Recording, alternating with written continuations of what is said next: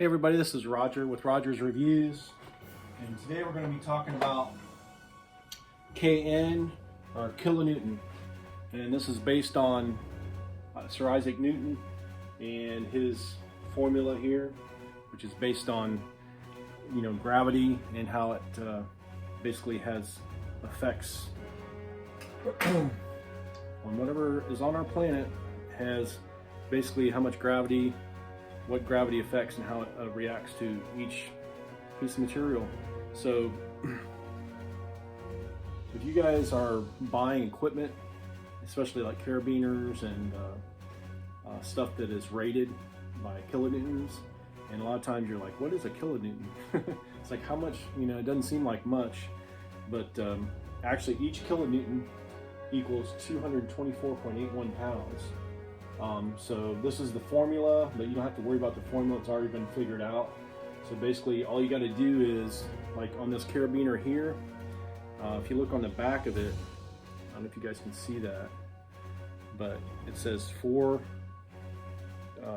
KN, and then this sling says 22 KN, and it's kind of unbelievable what this stuff can actually hold, or what it's rated for. So for example, this carabiner right here is rated for 4 KN kilonewtons. So basically what you do is you take 4 and you multiply it by 224.81. So this carabiner, believe it or not, is rated for 899.24 pounds. So you can almost, this is almost 1,000 pounds for this carabiner, what it's rated for. It probably can hold more. So this little sling is unbelievable. This sling here, it's 22 KN.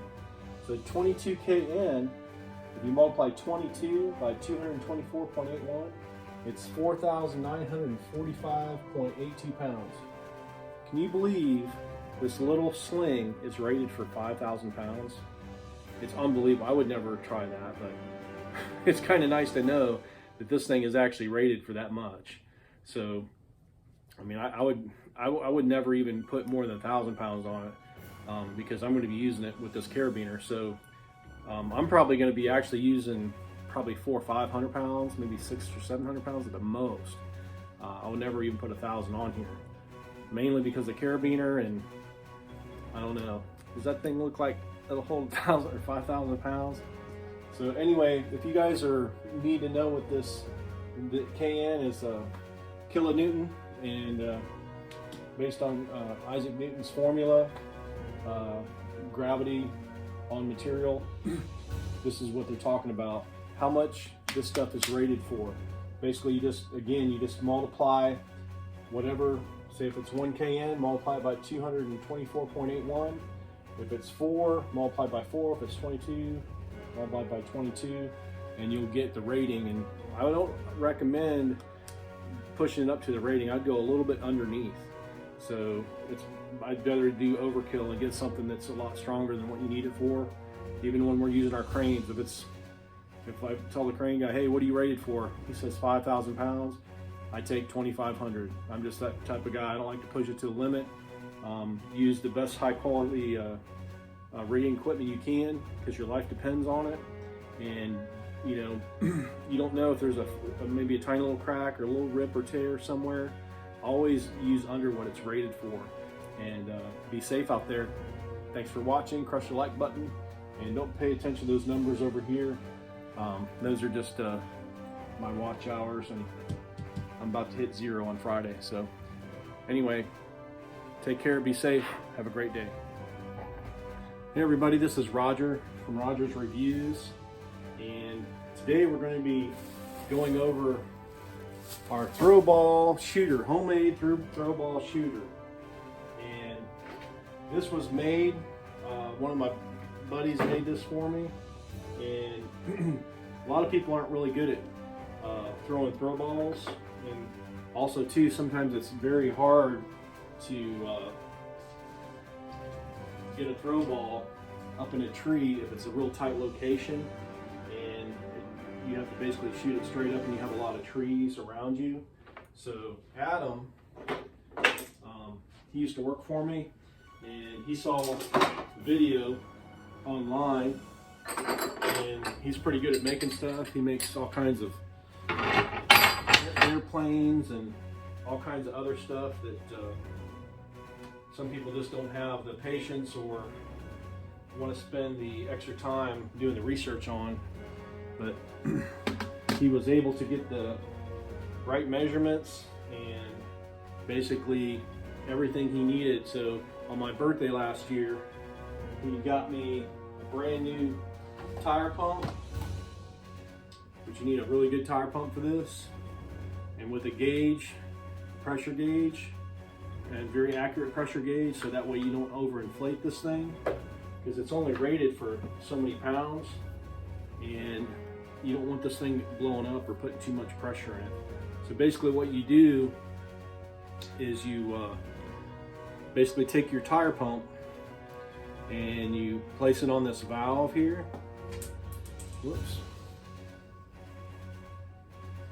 There's a valve on the very end of it. If you can see that little tire valve, and then sometimes you even want to put a cover on here, because if this breaks off, it kind of messes up the whole contraption. So basically this is PVC and glued together, and it has a quick on and off valve on here. So and then this tube here is I don't know if that's 1 inch right there. It's 1 inch pipe, and of course it's taped with different colors of electrical tape, and this is caution tape here. And then you got the camo in the back. Really makes a nice little system. So Adam did an awesome job on this, and it works awesome. And we took it to the shop and we put a throw ball in it, and we were shooting it over top of our shop, and it was actually shooting past 100 feet. So the more pressure you put in here, of course, the higher it's going to go. The main thing is to make sure the string tied to your throw ball doesn't get tangled, because it can be a problem. But it's approximately about 5 feet tall, a little over 5 feet maybe. I guess this would be about 5'5" maybe. So it's small enough to where you can put it in your toolbox, maybe in your truck, and then keep your throw ball system with it. And I think if you pump this up enough, it can go over way over 100 feet. I'd say 150, maybe close to 200 feet. And I would probably put in, I think we were putting in probably about 40 or 50 pounds. I'm sure you can push it to the limit and push it over that. I just didn't want to. I didn't want anything to explode. And I don't know exactly what the capabilities of this is. You might be able to go to a lot more pounds than this, but I just try to keep it safe. And I'm pretty good at throwing a throw ball, so I don't use it very often, but I thought this was one of the best gifts a tree guy could ever get.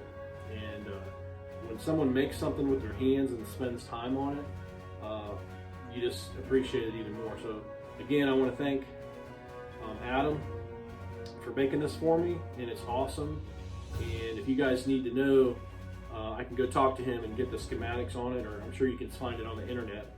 But this is a great way if you're not really good with a throw ball, or if you got some guys who are not good with a throw ball, or if you get in an area where it's real tight and you have to shoot vertically. This is an excellent way to save time, and if once you get good with this, you can probably do about anything. So this is Roger with Roger's Reviews on the air throw baller, homemade throw ball gun. And I'm sure you can shoot other stuff like golf balls and stuff out, but I wouldn't recommend it. And I can't tell you to do anything. It's up to you. Because anyway, good protection device. Thanks a lot for watching, and stay tuned, because we got more cool stuff that you can build and use on your tree job. So please crush the like button, and we'll see you soon.